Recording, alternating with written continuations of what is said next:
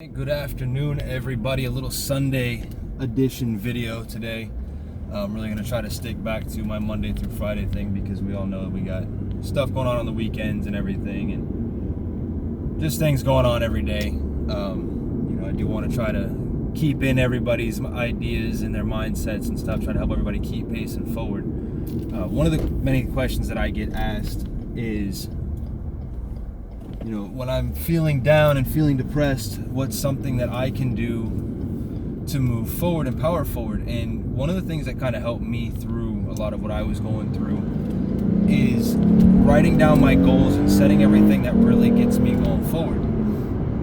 It sounds a little remedial and a little off the wall a little bit on that, but really sitting down and writing a detailed list of the things that you want to accomplish really can help. I know I've talked about this before, set up a 30-day goal, then go ahead and set up a 60-day goal, then set up a 6-month goal, then a 1-year goal, and then set yourself a 5-year plan. These things can help you maneuver forward, especially when you put it into place and you really make sure to read it every day. As I've said before, when you set up these goals, I really want you guys to think about them and don't do something majorly outlandish to start. Give yourself some good little goals to start with in the beginning. It might be to close an extra couple deals this week, or work to learn a little bit more on financial stability. Or one of the big things that I really helped with somebody else on, that I've issued a challenge to them, and I kind of want to issue the challenge to everybody else as well, is if you don't listen to another motivationalist, if you don't listen to somebody else on a self-help system, I really implore you guys to try it.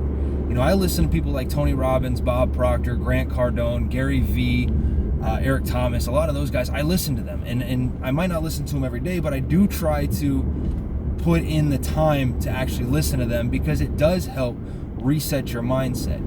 And that's really something that we've all got to work on. There's a lot of things throughout life that can really get to us, whether it's our financial situation, it's people that we retain in our lives, people that we allow to have power over us.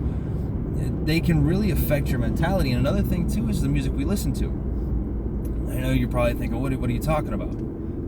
I've noticed that we listen to music based on our moods, and sometimes what you have to do is you have to find a music that takes you out of that. You have to start doing things that are going to pull you out of that. I know that's easier said than done a lot of the times, especially when you're hitting the bottom parts of your depression, and it's really hard to just make it out of bed.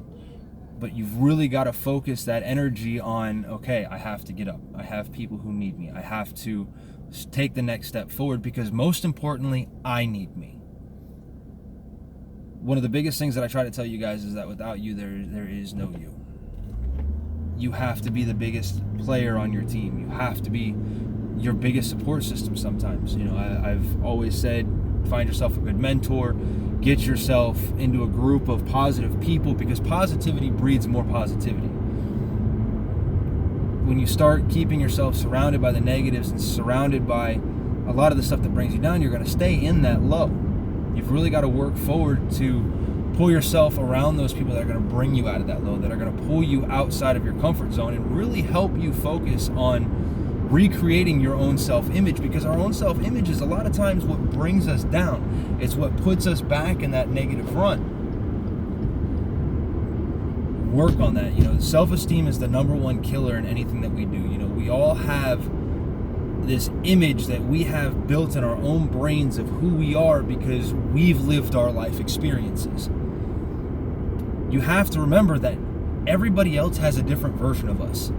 Everybody else in our lives sees someone else. They don't see who we see. There's a gentleman that I work with, that I've worked with previously, and he knows some of the stuff that I was going through at my last job. And that last job really did put me in a very negative place. It really took me down. So I ended up leaving that position and put myself into a better position, at least for me mentally. And he's even stated, you are not the same person that you were last year, and that's huge for me. A lot of you guys remember when I posted that first video over a year ago, trying to start building up, and then all of a sudden I lost that momentum, and that came from me getting inside of my own head. That came from me getting in my own way and stepping out of my own self-confidence and my own self-esteem, and I've had to rebuild that. You know, I started all this back up at the end of last year and the beginning of this year, and I've really been pushing forward and striving forward with you guys to make this my new thing, and to really push forward to help you guys, because it does help. It does motivate everybody else. It does keep people going. The other thing is really start focusing on learning different things. John Gordon has a couple great books, the Shark and the Goldfish and the Energy Buzz and the No Complaining Rule. I've started Grant Cardone's 10X, because I want to empower myself to move forward. What is his name? Patrick Vet-David sat in front of a class of soon-to-be college grads, and he asked a series of questions. One of them, which I thought was very interesting, was how many people have read a book in the past year? A lot of hands went up. He asked again, how many people have read a book in the last 6 months? Fewer hands went up.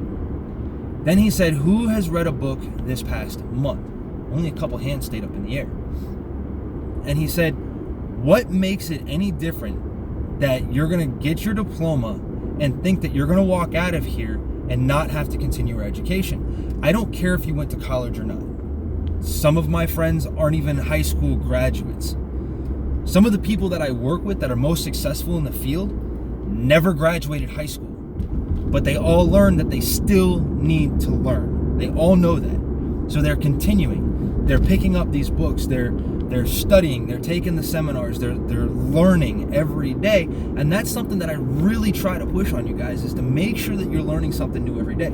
You can't just graduate high school or drop out of high school or drop out of college or graduate college and expect to have all the answers every day. That's not how this works. You know, you have to learn something new every day. And if it's not going to be in your field, at least read a book that's going to help you mentally.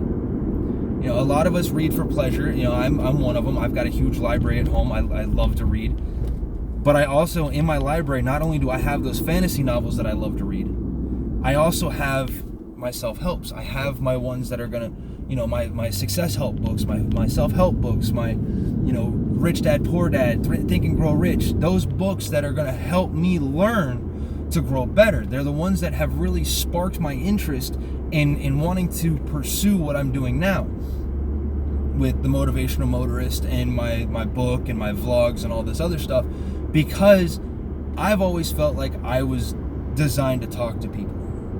I didn't know what that meant. You know, at a young age, I thought that meant to become a preacher, and that kind of got put sideways, and, you know, I still follow a lot with that, but I have a very strong feeling that what I'm meant to do is what I'm doing now with these videos and again, my book and all that. And like I said, I get text messages and emails and all that kind of cool stuff all the time with people who really are telling me that this stuff is helping them. So to me, I think I've finally found my niche. And, you know, I've reached out to a couple different people that I would love to work with, and I would love to get on this little series here to really help you guys too. One of the people that I'm actually in the process of trying to help is trying to start up her own little youth ministry foundation to help young children, or the youth of our nation and the future of our nation, to become better as they go through everything. So that is amazing. That in and of itself is a huge positive input into this society, and it's something that we really need.